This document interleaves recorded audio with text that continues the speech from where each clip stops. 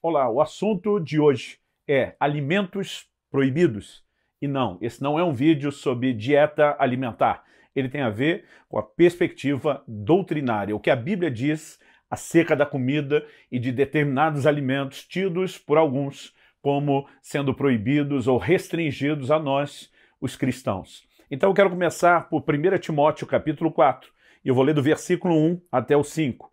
O texto sagrado diz: ora, o Espírito afirma expressamente que nos últimos tempos alguns apostatarão da fé por obedecerem a espíritos enganadores, a ensinos de demônios, pela hipocrisia dos que falam mentiras, quero destacar mentiras aqui, e que têm a consciência cauterizada, que proíbem o casamento e exigem abstinência de alimentos que Deus criou para serem recebidos com gratidão pelos que creem e conhecem a verdade. Então, diferente daqueles que falam mentira, a Bíblia está falando dos que conhecem a verdade. Esses, a Bíblia diz, deveriam receber com gratidão os alimentos que Deus criou para serem recebidos dessa forma. E no final, Paulo diz assim: pois tudo que Deus criou é bom e, se recebido com gratidão, outras versões diz ações de graças, nada é recusável, porque é santificado pela palavra de Deus e pela oração. Para que a gente entenda essa discussão que se tornou tão forte desde os primeiros dias da Igreja de Cristo, né? Percebemos isso no livro de Atos, nas epístolas, e é um assunto polêmico que se estende até os dias de hoje. Nós primeiro precisamos estabelecer um pano de fundo, um certo background. E para que a gente entenda essa discussão sobre proibição de alimentos, né, que seria utilizada por esses espíritos enganadores, por gente que está apostatando da fé, né, por gente que obedece ensinos de demônios, né, a hipocrisia de gente que fala mentiras, nenhum desses adjetivos é considerado em perspectiva nenhuma como algo positivo, muito pelo contrário. Então a Bíblia está falando que essas pessoas exigem abstinências de alimentos que não só Deus não exigiu, como Ele criou para que nós recebêssemos com ações de graças. Então vamos tentar entender aonde começa isso tudo. No Antigo Testamento, nós temos um capítulo inteiro no livro de Levítico, do versículo 1 até o versículo 46, que trata a respeito dos alimentos proibidos. Quais eram os tipos de animais, peixes, aves e insetos que poderiam ser consumidos como alimento e quais aqueles que não poderiam. Bom, para não me estender lendo toda essa lista de Levítico 11, eu quero ler pelo menos Deuteronômio 14, 5 versículos, do 3 ao 8, que traz um resumo. Ele diz assim: não comam coisa alguma abominável. São esses os animais que vocês podem comer. Aqui era o sinal positivo. O boi, a ovelha, a cabra, o veado, a gazela, a corça, a cabra selvagem, o antílope, a ovelha selvagem e o gamo. Vocês podem comer todos os animais que têm unhas fendidas, cujo casco se divide em dois e que ruminam. Porém, dos que ruminam ou têm a unha fendida, vocês não podem comer o cabelo, a lebre, o arganaz, porque ruminam, mas não têm a unha fendida. Serão impuros para vocês. Nem o porco, porque tem a unha fendida, mas não rumina. Será impuro para vocês. Desses vocês não devem comer a carne, nem tocar no seu cadáver. Aliás, alimento impuro não era só os animais restringidos especificamente, né? Mas também essa questão do animal encontrado morto. Em Levítico 22, 8, nós lemos: do animal que morre por si mesmo ou é dilacerado por outro animal, não comerá, para não se contaminar com isso. Eu sou o Senhor. Então, é esse pano de fundo que vai nos ajudar a entender o dilema do apóstolo Pedro. Quando em Atos capítulo 10, a palavra de Deus nos fala a respeito de Pedro na cidade de Jope, e o texto sagrado diz assim: no dia seguinte, eu vou ler Atos 10, de 9 a 16, no dia seguinte, enquanto eles viajavam e já estavam perto da cidade de Jope, Pedro subiu ao terraço por volta do meio-dia a fim de orar. Estando com fome, quis comer. Mas enquanto lhe preparavam a comida, sobreveio-lhe um êxtase. Pedro está aguardando a preparação da comida lá no terraço, em oração, e nesse momento ele tem um êxtase, uma visão. A Bíblia diz: viu o céu aberto, e um objeto como se fosse um grande lençol que descia do céu e era baixado da terra pelas quatro pontas, contendo todo tipo, preste atenção na expressão, todo tipo de quadrúpedes, répteis da terra, aves do céu, e ouviu-se uma voz que se dirigia a ele: levante-se, Pedro, mate e coma. Mas Pedro respondeu: de modo nenhum, Senhor, porque nunca comi nada que fosse impuro ou imundo. Então Pedro está tendo uma visão de Deus, Todo tipo de animal é apresentado. A voz diz, levante, mate, coma, e diz, de jeito nenhum, senhor. Eu nunca, observe o nunca, comi nada, ênfase também aqui para o nada, impuro na minha vida. Ele está falando dessas restrições da lei de Moisés. A Bíblia diz assim, pela segunda vez a voz lhe falou, não considere impuro aquilo que Deus purificou. Isso aconteceu 3 vezes, e em seguida, aquele objeto foi levado de volta para o céu. Muitos usam esse texto de Pedro para tentar dizer, a partir desse texto, que Deus purificou todos os alimentos. Na verdade, o que aconteceu com Pedro foi que Deus fez uso de uma alegoria para que Pedro entendesse uma outra verdade. Pedro teria um grande preconceito, uma grande dificuldade de pregar o evangelho aos gentios, que pela própria lei eram considerados impuros. E Deus está dizendo, não chame de impuro aquilo que eu purifiquei. Então Deus usa um exemplo. Então, nesse momento, nós não temos ainda nenhuma definição de mudança doutrinária a respeito da questão dos alimentos, a não ser um Pedro que, chocado com a visão, diz, não, eu nunca fiz isso. É quase como se ele dissesse para Deus, nem o Senhor vai me fazer desobedecer à lei. E a palavra de Deus, né, nos mostra que houve uma insistência da parte de Deus. Aquilo se repetiu por 3 vezes. Vamos imaginar que Pedro foi pego desprevenido na primeira, na segunda ele já teve tempo de repensar, mas ele continua dizendo não para Deus na terceira. Bom, vamos pular esse texto, que sozinho não serve para uma base doutrinária, mas nós precisamos nos questionar o que o Novo Testamento, o que a nova aliança ensina. Então a nova aliança veio trazendo um tempo de mudanças e reformulações em relação à lei do Antigo Testamento. Em Hebreus, no capítulo 9, o versículo começa ao citar detalhes do funcionamento do tabernáculo, de como se processava o culto. O texto começa dizendo, isso é uma parábola para a época presente, uma alegoria, uma ilustração, ou, como falamos na teologia, há uma tipologia por trás desse ensino. E aí ele entra no verso 10 dizendo, pois não passam de ordenanças da carne, baseadas somente em comidas, bebidas e diversas cerimônias de purificação, impostas até o tempo oportuno de reforma. Então, é importante que a gente entenda que a própria Escritura reconhece que essas determinações da lei tinham um prazo de validade, impostas até o tempo oportuno de reforma. A Bíblia sinaliza claramente que a nova aliança vem trazendo reforma em todo o sistema de lei. Então, a primeira coisa que nós precisamos reconhecer é que no Velho Testamento, sim, havia essas restrições de alimentos que eram considerados impuros, enquanto outros eram considerados puros. Agora, e o Novo Testamento? O Novo Testamento começa nos apresentando uma ideia de mudança de lei. Hebreus capítulo 7, versículo 12 diz, onde a mudança de sacerdócio, a mudança de lei. Todo o livro de Hebreus constrói uma linha de raciocínio mostrando que o sacerdócio de Cristo, segundo a ordem de Melquisedeque, é superior ao sacerdócio levítico que predominou na velha aliança. Todo o livro de Hebreus aponta para essa mudança de sacerdote e apresenta Jesus agora como nosso sumo sacerdote. E a Bíblia diz, mudou sacerdócio, mudou lei. Então nós precisamos entender essa dinâmica da mudança de lei. Romanos 10,4 diz que o fim da lei é Cristo. Não está falando que todo e qualquer tipo de lei, mas de forma muito específica, a lei de Moisés, com todos os seus rituais, com todos os seus detalhes, que, como lemos, foram impostas até um tempo de reforma. Em Gálatas, no capítulo 3, dos versículos 23 a 25, Paulo nos ajuda a distinguir o antes e o depois de Cristo.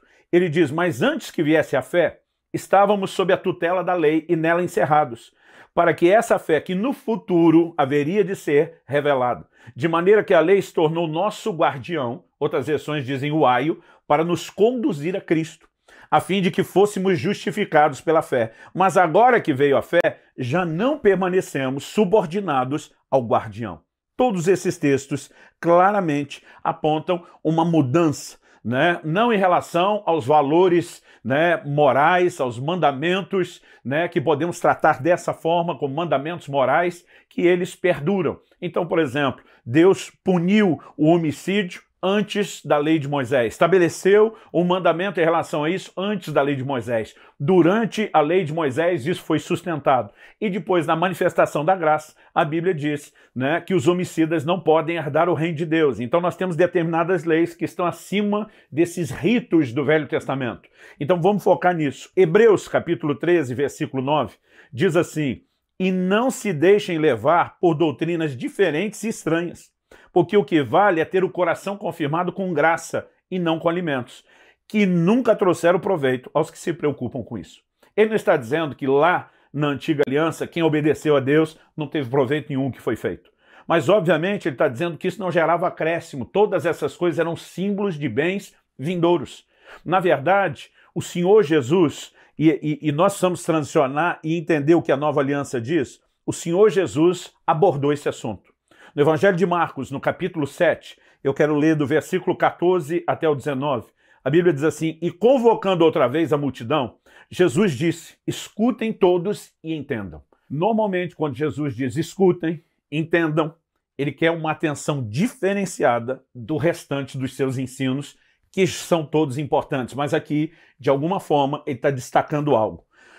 O Senhor Jesus diz, escutem e entendam, não existe nada fora da pessoa que entrando nela possa contaminá-la. Está falando de comida, de alimento. Alimentos impuros contaminavam as pessoas que o ingeriam. Ele diz, mas o que sai da pessoa é o que a contamina. Então o Senhor Jesus disse, se alguém tem ouvidos para ouvir, ouça. De novo ele está dizendo, prestem atenção.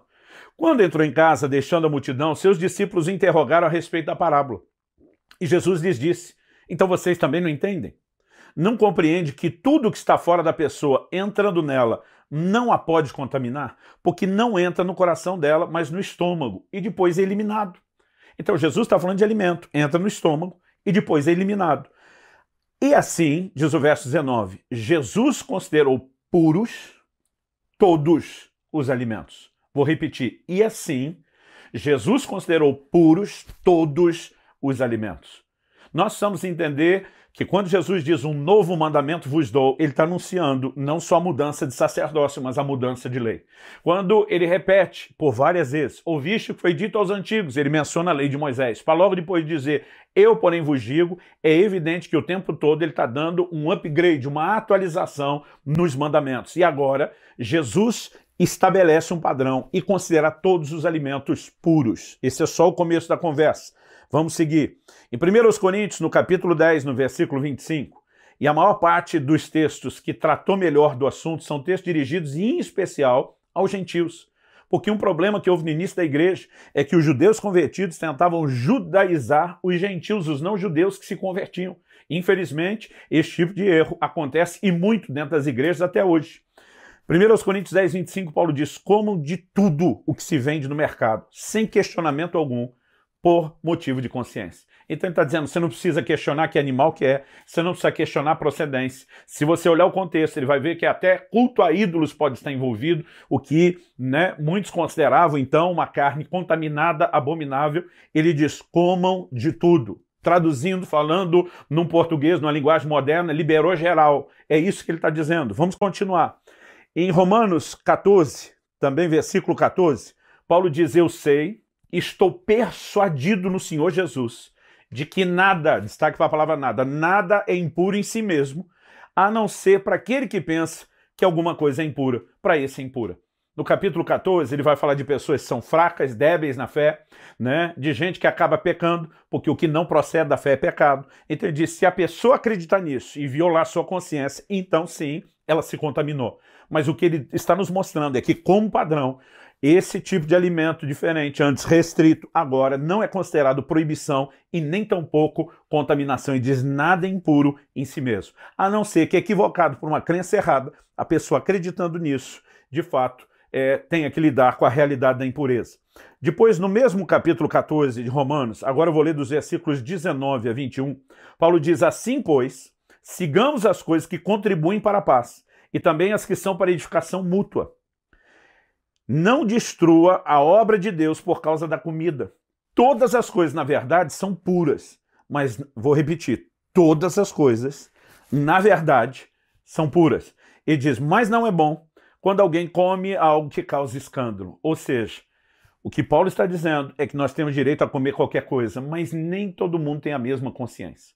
E para entender isso, nós vamos gastar tempo lendo todo o capítulo. Você tem que começar já dos primeiros versículos de Romanos 14, quando ele diz, um acredita que pode se comer de todas as coisas, outro acredita que só pode comer vegetais, legumes. Ele vai chamar esse, que acredita na restrição de alimento, de débil na fé. Mas Paulo está dizendo, respeite ele. Em outras palavras, ele está dizendo, se ele não tem o conhecimento bíblico, você também não precisa, em nome do seu conhecimento, da sua liberdade, atropelá-lo. Então Paulo está dizendo, ao mesmo tempo que nós temos que levantar uma bandeira de mostrar a doutrina bíblica do que é certo e errado, e não deixar a gente botar um rótulo de proibido em algo que não tem, por outro lado ele está dizendo, às vezes nós temos que abrir mão do que nos é direito para também não causar escândalo. Então vamos continuar. E diz, não destrua a obra de Deus por causa da comida. Todas as coisas, na verdade, são puras. Novamente ele repete isso, mas não é bom quando alguém come algo que causa escândalo. É bom não comer carne, nem beber vinho, nem fazer qualquer outra coisa que leve um irmão a tropeçar. Esse é um aspecto, né, que nós precisamos levar em conta. O que é pecado é fazer o irmão tropeçar e não necessariamente a comida que é ingerida. Podemos levar em conta ainda 1 Coríntios capítulo 8, versículo 8, quando ele diz, não é a comida que nos torna agradáveis a Deus, pois nada perderemos se não comemos e nada ganharemos se comermos. Então ele está dizendo, espiritualmente falando, não faz a menor diferença, né, diante de Deus, para agradar a Deus, não há nenhum tipo de lucro e nem de perda comendo ou não comendo. Então, o que nós temos aqui, obviamente, é uma passada de régua muito clara, mostrando que quaisquer restrições que imperaram na antiga aliança, elas foram restringidas na nova. Há determinados grupos que são contrários à carne de porco. Tem gente que não é nem por declarações, né, do Antigo Testamento, alguns criam até outras, né, percepções, dizendo não, determinados tipos de animais trazem uma carga espiritual junto e estabelecem restrições que o Novo Testamento não estabelece. Agora preste atenção, não estou dizendo que você não deva comer de forma inteligente e buscar aquilo que é saudável. Uma coisa é não ter uma restrição de que a carne de porco, né, ao ser consumida, que ela venha a ser pecado, a gente entender isso. A outra é você, então, comer qualquer tipo de porco criado de qualquer forma ou em qualquer condição. O que eu estou discutindo aqui não são aspectos de higiene, né? Aliás, na verdade, a alimentação saudável é algo que todos nós deveríamos reaprender, mas nós estamos discutindo a questão espiritual. Agora, pastor Luciano, então, liberou geral mesmo, não tem nenhum tipo de restrição hoje? Eu não diria isso. Nós já vimos um destaque que o apóstolo Paulo dá, quando em 1 Coríntios 14 ele fala a respeito de pessoas que não estão andando segundo o amor de Deus. Então, por exemplo, no versículo 15, Paulo diz, se o seu irmão, Romanos 14, 15, se o seu irmão ficar triste por causa do que você come, você já não anda segundo o amor. A Bíblia está dizendo, não atropele outro. Não defenda de forma egoísta a sua convicção. Eu vejo gente tentando defender algumas opiniões e não é que doutrinariamente eles estejam errados, mas a sua conduta violenta o código da mesma palavra de Deus que eles estão usando para defender a questão doutrinária. Então nós precisamos entender que há situações onde a gente não apenas pode, mas deveria se poupar. Por exemplo, em 1 Coríntios, no capítulo 8, o apóstolo Paulo está falando com a igreja, né, de pessoas que se converteram vindas todas da idolatria, do paganismo, e ele começa a falar das comidas consagradas aos ídolos, né, que no meio dos pagãos, dos gentios, isso era muito comum. Então ele diz assim, quanto a comer alimentos sacrificados a ídolos, vou ler 1 Coríntios capítulo 8, do versículo 4 até o 13. Quanto a comer alimentos sacrificados a ídolos, sabemos que o ídolo por si mesmo nada é no mundo e que não há senão um só Deus. Então Paulo está dizendo, gente, o ídolo não dá essa moral toda. Ele não é nada e nós sabemos que só tem um Deus. Porque ainda que existam alguns, são chamados de deuses, quer no céu ou sobre a terra, como há muitos deuses e muitos senhores, para nós, porém, há um só Deus, o Pai, de quem são todas as coisas e para quem existimos, e um só Senhor, Jesus Cristo, por meio de quem todas as coisas existem e por meio de quem também nós existimos. Ele diz, entretanto, nem todos têm esse conhecimento. Ele diz, uma coisa é o conhecimento que eu e você temos, outra é o que os que estão perto de nós têm. Então ele diz, alguns, acostumados até agora com o ídolo, ainda comem desses alimentos como se fossem sacrificados a ídolos. E a consciência deles, por ser fraca, vem a contaminar-se. Então gente que veio de um background antes da conversão, que tinha toda essa prática, de repente, aquele novo convertido sem entendimento, ele começa a ficar com medo. Eu estou me contaminando? Eu estou espiritualmente falando, me prostituindo, né? Agora, a palavra de Deus diz o seguinte, não é a comida que nos torna agradáveis a Deus, já lemos isso antes, pois nada perderemos se não comemos e nada ganharemos se comemos, mas tenham cuidado para que essa liberdade de vocês não venha, de algum modo, a ser tropeço para os fracos. Então a advertência aqui, igual a Romanos 14, é clara. Aí depois ele diz, porque se alguém enxergar você, que tem conhecimento, sentado à mesa no templo de um ídolo, Será que a consciência do que é fraco não vai ser induzida a participar de comidas sacrificadas a ídolos? E assim, por causa do conhecimento que você tem, perde-se o irmão fraco pelo qual Cristo morreu. E desse modo, pecando contra os irmãos, ferindo a consciência fraca que eles têm, é contra Cristo que vocês estão pecando. E por isso, se a comida serve de escândalo ao meu irmão, nunca mais comerei carne, para que não venha escandalizá-lo. Então Paulo está dizendo, não existe uma restrição sobre alimentos específicos, mas existe uma restrição sobre uma conduta errada para defender alimentos certos. Então, além disso, uma segunda coisa que eu e você precisamos entender, né? Essa declaração, eu já li Romanos 14, e eu quero insistir, esse ponto é importante. Se o teu irmão ficar triste por causa do que você come, você já não anda segundo o amor. Não faça perecer por causa daquilo que você come aquele por quem Cristo morreu. Não seja, pois, difamado aquilo que vocês consideram bom. Porque o reino de Deus não é comida nem bebida, mas justiça, paz e alegria no Espírito Santo. Aquele que desse modo serve a Cristo, honrando o irmão sem atropelá-lo, às vezes abrindo mão de um direito para não passar por cima da consciência fraca de alguém e escandalizá-lo, aquele que desse modo serve a Cristo é agradável a Deus e aprovado pelas pessoas. Quando o evangelho começou a ser pregado entre os gentios, uma das primeiras igrejas que se formou com gentios convertidos foi a igreja de Antioquia. Atos capítulo 11 nos mostra que os apóstolos enviam Barnabé para cuidar dessa nova igreja e liderá-la.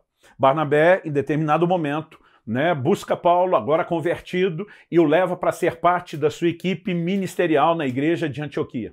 Até que em determinado momento, Atos 15 nos mostra que certos judeus desceram de Jerusalém, tentando judaizar os gentios que haviam se convertido, tentando exigir que eles se circuncidassem, se sujeitassem aos ritos da lei do Velho Testamento. Eles se posicionam, se levantam para defender a salvação pela graça mediante a fé. E, diante disso, o concílio de Jerusalém, a reunião não só dos apóstolos, mas de todos os presbíteros, os anciãos da igreja, chega a um consenso, e eles dizem assim nos versículos 28 e 29 de Atos 15, pois pareceu bem ao Espírito Santo e a nós. Não são apenas eles usando o nome do Espírito Santo, mas o Espírito Santo inspirou a escrever que eles entenderam que isso vinha do Espírito Santo. Pareceu bem ao Espírito Santo e a nós não impor maior encargo além dessas coisas essenciais. Então está dizendo, não tem que circuncidar, não tem que preocupar com observar a lei. Eles dizem só essas coisas essenciais. Quais? Que vocês se abstenham das coisas sacrificadas a ídolos. Mas Paulo diz que não é necessariamente problema, ok, mas eu posso me abster não pela comida ou nem pelo ídolo em si, mas por causa do outro irmão. Que vocês se abstenham das coisas sacrificadas a ídolos. 1. 2, bem como do sangue. 3, da carne de animais sufocados. E 4, da imoralidade sexual. Apenas 4 observações iniciais são feitas, dizendo para eles, preocupem-se apenas com isso. É lógico que tanto a idolatria como a imoralidade já eram proibidas no Velho Testamento, e eles estão dizendo, isso é lei moral, continua. Mas eles pegam uma restrição alimentar e dizem, se abstenham do sangue.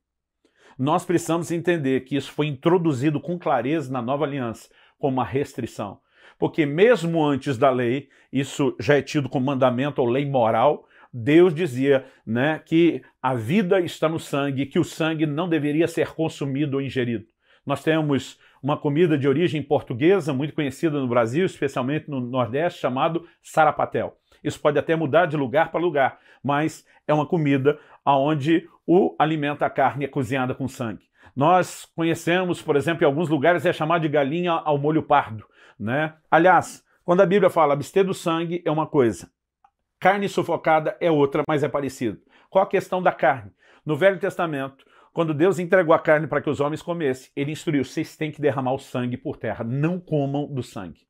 Então, que é a carne sufocada? Um animal, por exemplo, cujo pescoço era quebrado, mas não era cortado, pendurado, para que o sangue fosse embora, e era cozido no próprio sangue, isso era chamado a carne sufocada. Ou seja, dos 4, 2 mandamentos são especificamente sobre o não consumo de sangue. Então, se você nunca entendeu isso com clareza, eu quero falar com a maior clareza possível. Não há nada, absolutamente nada, no Novo Testamento que anule essa exceção, ou essa transposição de algo que não é só tratado como lei mosaica, e sim como lei moral. Agora, tirando essa única exceção, Não há absolutamente nada com que nós precisamos nos preocupar no sentido de impureza ou de contaminação, a não ser a maneira como nos conduzimos para que a gente não escandalize ninguém. E terminando, né, eu gostaria de dar um destaque. A palavra de Deus fala muito sobre receber alimentos com ações de graças. E alguns, muitas vezes, acreditam que isso é só dizer para Deus muito obrigado, né? Na verdade, eu acredito que é mais do que isso. Mas antes de explicar que é mais do que isso, em 1 Coríntios 11, 24, a Bíblia diz assim: o Senhor Jesus, na noite que foi traído, pegou um pão e, tendo dado graças, o partiu. Antes de partir para comer, ele deu graças. Em Mateus 15, 36, a Bíblia diz: Jesus pegou os 7 pães e os peixes e, tendo dado graças, antes da multiplicação, os partiu e deu aos discípulos, e esses distribuíram ao povo. Era um hábito comum de Jesus dar graças. Paulo, em Atos 27, 35, quando está naquele navio, né, na iminência de um naufrágio que vai parar, o povo vai todo para a ilha de Malta depois, a Bíblia diz que Paulo, pegando um pão, deu graças a Deus na presença de todos, e depois de partir, começou a comer. Eu acredito que essa oração, ela envolve mais do que só dizer um muito obrigado. A palavra de Deus diz que os alimentos que Deus criou são para ser recebidos com gratidão pelos que creem. A Bíblia diz em 1 Coríntios 6 que Deus fez o estômago para receber os alimentos e os alimentos para serem recebidos no estômago. Chegará o dia em que ele vai destruir tanto um como o outro. Até lá, né? A Bíblia está dizendo que tudo o que Deus criou é para ser recebido com gratidão pelos que creem. Pastor, então por que durante um tempo houve a restrição? As leis, Hebreus 10:1 diz, não tinha imagem exata das coisas, e sim a sombra dos bens vindouros. De alguma forma Deus estava sinalizando que eu e você, um dia na nova aliança, atualmente, teríamos que nos preocupar com o que nos alimentamos. Ele não estava falando só de buscar uma alimentação saudável, favorável ao corpo. Jesus, na verdade, estava falando de coisas das quais nós literalmente nos alimentamos, mas não entram no estômago, vão no coração. Jesus fala de sentimentos, Jesus fala de pensamentos e Jesus fala a respeito de decisões. Eu vejo crentes que, em vez de se alimentarem da palavra de Deus, gastam horas, né, literalmente comendo porcaria na frente de filmes e seriados e nada da palavra de Deus. Eles não têm uma dieta balanceada. O tempo todo estão jogando valores do mundo, coisas que trazem contaminação, né? As conversas que têm, seja fofoca, maledicência, seja mera e simplesmente, às vezes, o tipo de coisa que se observa na internet ou redes sociais. Alguns estão o tempo todo comendo impureza. Se queremos nos preocupar, vamos entender a alegoria e saber que nós precisamos, de fato, ter uma preocupação com o que nos alimentamos, não necessariamente no aspecto natural. Com isso, não há nenhuma restrição que constitua o alimento pecado, a não ser a maneira como fazemos ou se violarmos. A única restrição, que é comer sangue ou a carne sufocada. Eu espero que isso possa, de alguma forma, trazer clareza e orientação para você. E que, ao mencionarmos a questão da gratidão no final, a gente possa entender que, ainda que possa haver certa contaminação espiritual nas comidas consagradas, a Bíblia diz, se for recebido com gratidão a Deus, não só não é recusável, mas Paulo diz, é santificado pela palavra de Deus e pela oração.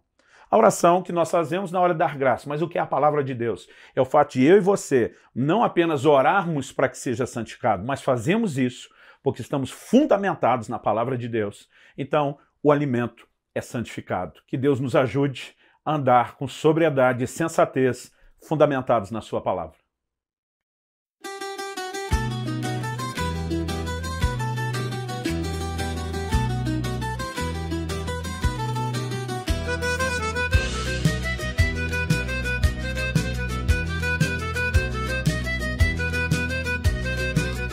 Sotto la luna cammino piano, con le scarpe vecchie di papà, strada parra, lo cori canta, e ti penso mentre va. Sotto la luna cammino piano, con le scarpe vecchie di papà, strada parra, lo cori canta, e ti penso mentre va. A nonna spanna i panni fuori, culo sole che struscia l'aria, o pane caldo sopra la pietra e l'odore di casa mia. Vento di casa, portami a tia, tra le mura do paese mia. Se tu mi chiami, torno con tutto, chianta un limone, ti do gnolo frutto.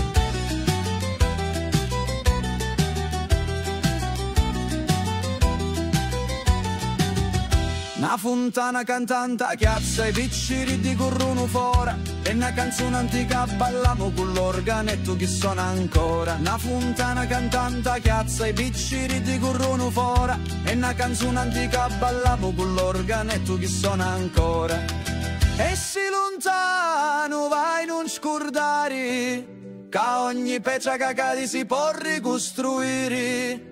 Lo cuore mio sempre ti sapi, torna a casa che lo cielo t'abbraccia. Vento di casa portami a via, tra le mura tu paesi mia. Se tu mi chiami torno con tutto, pianta un limone ti dono lo frutto.